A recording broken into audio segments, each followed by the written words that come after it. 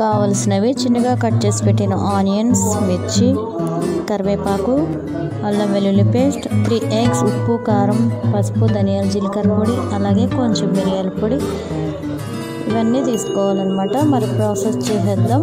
తయారు చేసే విధానం ఏంటంటే ముందుగా ఇవన్నీ వేసేసుకొని మంచిగా కలిపేసిన తర్వాత ఎగ్స్ కూడా కొద్దిగా వేసేసి బాగా కలిపిన తర్వాత ఆమ్లెట్ అనేది స్టార్ట్ చేసేసుకోవాలి.